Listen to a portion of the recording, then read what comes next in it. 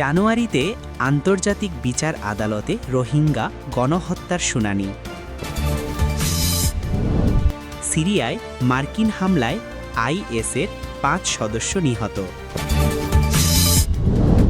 ইমরান খান ও বুশরা বিবির ১৭ বছরের কারাদণ্ড। আসসালামু আলাইকুম, স্বাগতম জানাচ্ছি টি-ওয়াই নিউজ সংবাদে। আমি মোহাম্মদ কিবরিয়া। এতক্ষণ শুনছিলেন সংবাদ শিরোনাম, এবার বিস্তারিত।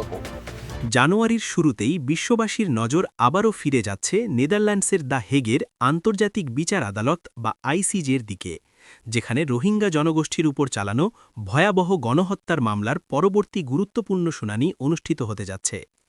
এই শুনানির বিষয়টি বর্তমান সময়ে আন্তর্জাতিক মানবাধিকার ও কূটনীতির ক্ষেত্রে অত্যন্ত তাৎপর্যপূর্ণ একটি ঘটনা হিসেবে বিবেচনা করা হচ্ছে, কারণ দীর্ঘ সময় ধরে চলা এই আইনি লড়াই এখন এক নতুন মোড়ে এসে দাঁড়িয়েছে।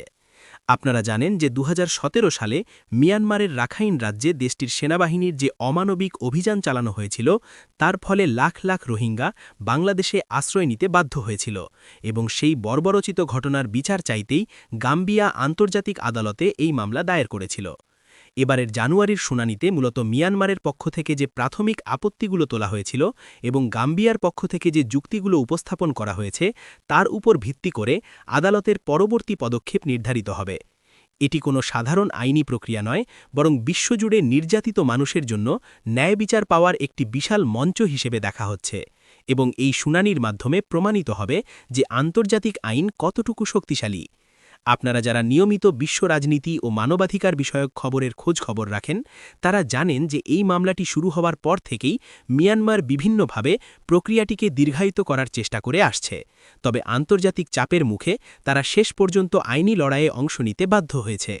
এই পুরো প্রক্রিয়াটি সম্পর্কে আপনাদের মতামত কি, এবং আপনারা কি মনে করেন এই শুনানির মাধ্যমে রোহিঙ্গারা তাদের কাঙ্ক্ষিত বিচার পাবে? আমাদের কমেন্ট বক্সে অবশ্যই লিখে জানান, এবং এই গুরুত্বপূর্ণ আপডেটটি সবার আগে পেতে আমাদের চ্যানেলটি সাবস্ক্রাইব করে বেল আইকনটি বাজিয়ে দিন। এদিকে মানবাধিকার সংস্থাগুলো এবং আন্তর্জাতিক বিশ্লেষকরা মনে করছেন যে জানুয়ারির এই শুনানি রোহিঙ্গাদের প্রত্যাবাসন প্রক্রিয়ায় এক নতুন গতির সঞ্চার করতে পারে, কারণ আদালতের কোনো কঠোর নির্দেশনা মিয়ানমার সরকারকে আন্তর্জাতিকভাবে আরও কোণঠাসা করে ফেলবে। বিশেষ করে আইসিজে যদি মিয়ানমারের প্রাথমিক আপত্তিগুলো নাকচ করে দিয়ে চূড়ান্ত শুনানির দিকে এগিয়ে যায়, তবে সেটি হবে মানবতার এক বিশাল জয়। আমরা এই সংবাদের প্রতিটি আপডেট আপনাদের কাছে পৌঁছে দেব, তাই ভিডিওটিতে একটি লাইক দিয়ে আমাদের সাথেই থাকুন, যাতে পরবর্তী কোনো আপডেট আপনার মিস না হয়। এই শুনানিটি শুধু গাম্বিয়া বা মিয়ানমারের বিষয় নয়, বরং এটি সারা বিশ্বের বিবেকবান মানুষের কাছে একটি পরীক্ষা যে তারা অন্যায়ের বিরুদ্ধে কতটা সোচ্চার হতে পারে। বিশ্লেষকদের মতে এবারের শুনানিতে অনেক নতুন তথ্য প্রমাণ উপস্থাপিত হতে পারে, যা আগে কখনো জনসমক্ষে আসেনি, এবং এটি মামলার মোড় সম্পূর্ণ ঘুরিয়ে দিতে পারে। রোহিঙ্গা সংকট বাংলাদেশের জন্য একটি বিশাল অর্থনৈতিক ও সামাজিক চ্যালেঞ্জ হয়ে দাঁড়িয়েছে, তাই এই আইনি লড়াইয়ের সফলতা বাংলাদেশের জন্য অত্যন্ত জরুরি। আমরা আশা করছি যে আন্তর্জাতিক সম্প্রদায় এবার কেবল আশ্বাসের মধ্যে সীমাবদ্ধ না থেকে বাস্তবেই রোহিঙ্গাদের পাশে দাঁড়াবে এবং ন্যায় বিচার নিশ্চিত করবে। পরবর্তী সংবাদে যাওয়ার আগে আপনাদের কাছে অনুরোধ, এই ভিডিওটি বেশি বেশি শেয়ার করুন, যাতে সবাই এই গুরুত্বপূর্ণ বিষয়টি সম্পর্কে জানতে পারে। সিরিয়ায় মার্কিন সামরিক বাহিনীর সাম্প্রতিক এক সাঁড়াশি অভিযানে জঙ্গি গোষ্ঠী আইএসের অন্তত ৫ জন সদস্য নিহত হওয়ার খবর পাওয়া গেছে, যা ওই অঞ্চলের নিরাপত্তা পরিস্থিতি নিয়ে নতুন করে আলোচনার জন্ম দিয়েছে।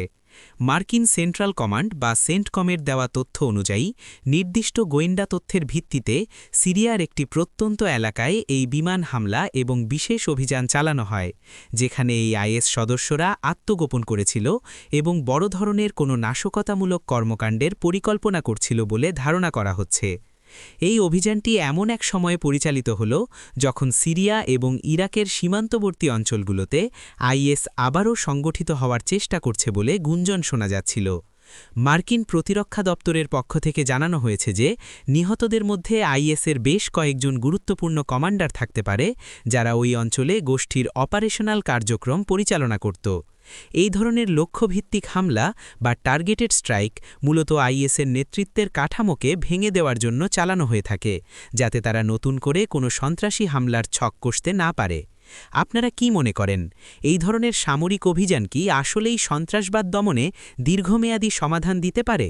আপনাদের সুচিন্তিত মতামত আমাদের সাথে শেয়ার করুন, এবং এই ধরনের আন্তর্জাতিক সংবাদ নিয়মিত দেখতে আমাদের চ্যানেলের সাথেই থাকুন। সিরিয়ার এই বিশেষ অভিযানটি নিয়ে আন্তর্জাতিক অঙ্গনে মিশ্র প্রতিক্রিয়া দেখা গেছে।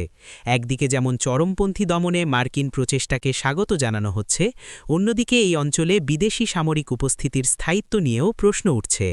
তবে পেন্টাগন বারবার দাবি করে আসছে যে আইএসকে সম্পূর্ণ নির্মূল না করা পর্যন্ত তাদের এই ধরনের অপারেশন অব্যাহত থাকবে, কারণ সামান্যতম ছাড় দিলেই এই গোষ্ঠীটি আবারও তাদের ভয়াবহতা নিয়ে ফিরে আসতে পারে।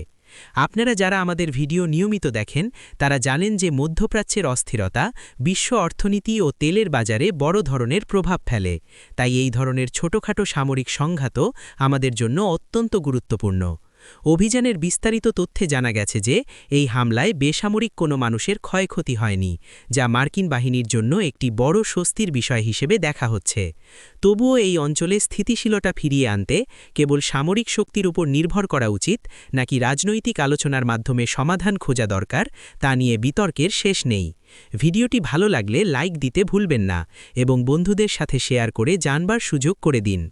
আইএসের শক্তি আগের তুলনায় অনেক কমলেও তাদের ভাবাদর্শ এখনও অনেককে প্রভাবিত করছে, যা নিরাপত্তা বিশ্লেষকদের জন্য একটি বড় দুশ্চিন্তার কারণ হয়ে দাঁড়িয়েছে। সিরিয়ার এই অভিযানে যে ৫ জন নিহত হয়েছে তাদের পরিচয় শনাক্ত করার প্রক্রিয়া চলছে এবং পরবর্তীতে তাদের বিস্তারিত প্রোফাইল প্রকাশ করা হতে পারে বলে ধারণা করা হচ্ছে। আমরা সবসময় চেষ্টা করি আপনাদের কাছে সঠিক এবং বস্তুনিষ্ঠ সংবাদ পৌঁছে দিতে, তাই আমাদের চ্যানেলের কার্যক্রমকে সমর্থন করতে সাবস্ক্রাইব করে আমাদের কমিউনিটির অংশ হয়ে যান। পাকিস্তানের সাবেক প্রধানমন্ত্রী ইমরান খান এবং তার স্ত্রী বুশরা বিবির জন্য সময়টা যে মোটেও ভালো যাচ্ছে না তার প্রমাণ মিলল আবারও, যখন দেশটির একটি আদালত তাদের তোষাখানা মামলায় ১৭ বছরের দীর্ঘ কারাদণ্ড প্রদান করেছে। এই রায়ের ফলে পাকিস্তানের রাজনীতিতে এক চরম উত্তেজনা ও অনিশ্চয়তা তৈরি হয়েছে এবং পিটিআই সমর্থকদের মধ্যে তীব্র ক্ষোভের সৃষ্টি হয়েছে। আদালতের এই রায় অনুযায়ী ইমরান খান এবং বুশরা বিবিকে কেবল জেলেই থাকতে হবে না, বরং আগামী ১০ বছরের জন্য ইমরান খানকে যে কোনো ধরনের পাবলিক অফিস বা নির্বাচনে অংশ নেওয়ার ক্ষেত্রে অযোগ্য ঘোষণা করা হয়েছে। তোষাখানা মামলাটি মূলত বিদেশি নেতাদের কাছ থেকে পাওয়া উপহারের তথ্য গোপন করা এবং সেগুলো অবৈধভাবে বিক্রির অভিযোগের ওপর ভিত্তি করে তৈরি করা হয়েছিল, যা নিয়ে দীর্ঘ শুনানির পর আদালত এই কঠোর সিদ্ধান্ত নিল। তবে ইমরান খান এবং তার আইনজীবী দলের দাবি এই পুরো বিচার প্রক্রিয়াই ছিল রাজনৈতিক উদ্দেশ্য প্রণোদিত এবং তাকে নির্বাচন থেকে দূরে রাখতেই তড়িঘড়ি করে এই রায় দেওয়া হয়েছে। আপনারা যারা পাকিস্তানের বর্তমান পরিস্থিতি অনুসরণ করছেন তারা নিশ্চয়ই জানেন যে ইমরান খানের জনপ্রিয়তা এখনও অনেক উঁচুতে, আর এই ধরনের সাজার খবর তার সমর্থকদের জন্য এক বড় ধাক্কা হিসাবে কাজ করছে।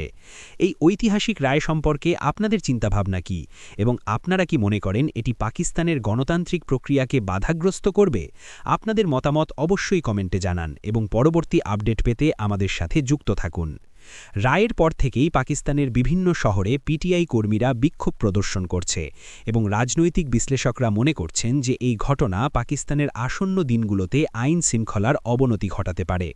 বুশরা বিবিকে সাজা দেওয়ার বিষয়টিও বেশ আলোচিত হচ্ছে, কারণ পাকিস্তানের রাজনীতিতে সাধারণত শীর্ষ নেতাদের পরিবারের সদস্যদের সরাসরি এভাবে দণ্ডিত করার নজির খুব একটা দেখা যায় না। ইমরান খানের পক্ষ থেকে উচ্চ আদালতে আপিল করার প্রস্তুতি নেওয়া হচ্ছে এবং তার আইনজীবীরা বিশ্বাস করেন যে উচ্চতর আদালত এই সাজা স্থগিত করতে পারে।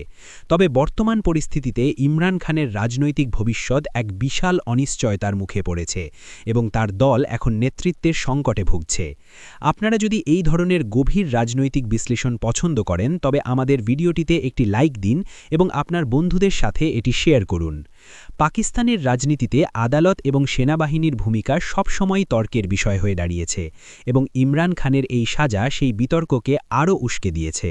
অনেকের মতে এই ধরনের সাজার মাধ্যমে পাকিস্তানে এক নতুন রাজনৈতিক মেরুকরণ শুরু হতে যাচ্ছে, যা দক্ষিণ এশিয়ার ভূ রাজনীতিতেও প্রভাব ফেলতে পারে। আমরা এই ঘটনার প্রতিটি মুহূর্তের খবরাখবর রাখছি এবং দ্রুততম সময়ে আপনাদের তা জানানোর চেষ্টা করব। ইমরান খানের এই কঠিন সময়ে তার দলের সমর্থকরা যেভাবে রাজপথে নেমেছে তা প্রমাণ করে যে পাকিস্তানের রাজনীতিতে তার প্রভাব এখনও কতটা শক্তিশালী। আপনারা এখনও যারা আমাদের চ্যানেলটি সাবস্ক্রাইব করেননি তারা এখনই সাবস্ক্রাইব করে নিন, কারণ আমরা সব সময় নিরপেক্ষ এবং তথ্যবহুল সংবাদ আপনাদের সামনে তুলে ধরি। ধন্যবাদ আমাদের সাথে থাকার জন্য এবং আজকের এই বিস্তারিত সংবাদের সাথে যুক্ত থাকার জন্য। পরবর্তী ভিডিওতে আপনাদের সাথে আবারও দেখা হবে। ততক্ষণ পর্যন্ত পর্যন্ত ভালো থাকুন এবং সুস্থ থাকুন। আমাদের চ্যানেলের অন্যান্য ভিডিওগুলো দেখতে পারেন যা আপনাকে বর্তমান বিশ্বের চলমান ঘটনা প্রবাহ সম্পর্কে স্বচ্ছ ধারণা দেবে। ধন্যবাদ সবাইকে।